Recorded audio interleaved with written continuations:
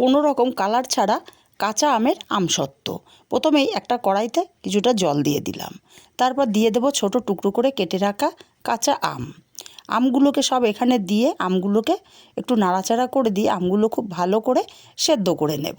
Minute পাঁচেক আমগুলো সেদ্ধ করে নিয়েছি। আমগুলো খুব ভালো মতো সেদ্ধ হয়ে গেলে খুন্তি দিয়ে আমগুলোকে সব গলিয়ে নিয়েছি। এখন আমগুলো নামিয়ে নেব। একটা বড় ছাঁকনি নিয়ে নিয়েছি, আমগুলোকে ছেঁকে নেব। আপনারা চাইলে নেট দিয়েও আমগুলোকে ছেঁকে নিতে পারেন। এইভাবে সব আমগুলো ছেঁকে আমের পাল্পটাকে পুরোপুরি বের করে নিয়েছি। আমের পাল্পটা রেডি। এখন কড়াই বসিয়ে এক বাটি চিনি দিয়ে দিলাম। চিনিটা যখন এরকম ক্যারামেল হতে শুরু করবে তখন নাড়াচাড়া করে ক্যারামেলটা রেডি করে নেব। আর ক্যারামেলটা খুব বেশি পোড়ানো যাবে না।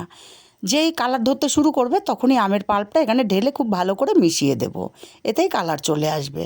খুব ভালো করে মিশিয়ে দিয়ে তারপরে এখানে 1 চামচ লঙ্কার গুঁড়ো দিয়ে দিলাম। টক টক ঝাল ঝাল মিষ্টি মিষ্টি হলে খেতে খুবই ভালো লাগে।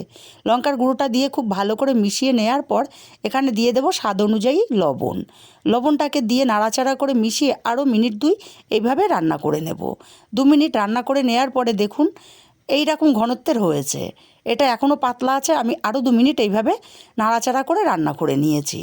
এখন কিন্তু পারফেক্টভাবে আমার আমসত্ত্বের ঘনত্বটা রেডি। দেখুন খুন্তির থেকে অল্প অল্প করে পড়ছে। এখন আমসত্ত্বটাকে নামিয়ে নেব। আর আগে থেকেই থালার মধ্যে তেল মাখিয়ে রেখেছিলাম, সেই থালার মধ্যে আমি এখানে দিয়ে দিচ্ছি। আর আমি একটু মোটা করে আমসত্ত্বটা রেডি করছি, তার জন্যে বেশি পরিমাণে দিয়ে দিলাম। দিয়ে থালার গায়ে ভালো করে ছড়িয়ে দেব।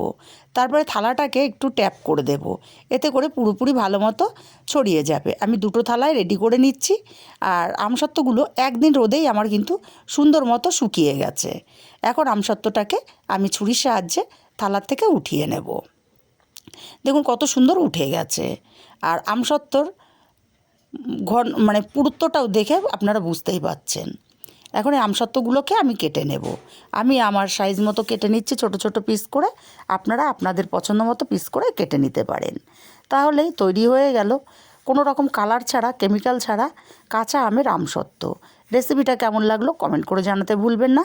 ভালো লাগলে কাছের আত্মীয় স্বজন বন্ধুবান্ধবের কাছে শেয়ার করতে ভুলবেন না। চ্যানেলটা সাবস্ক্রাইব করতে ভুলবেন না।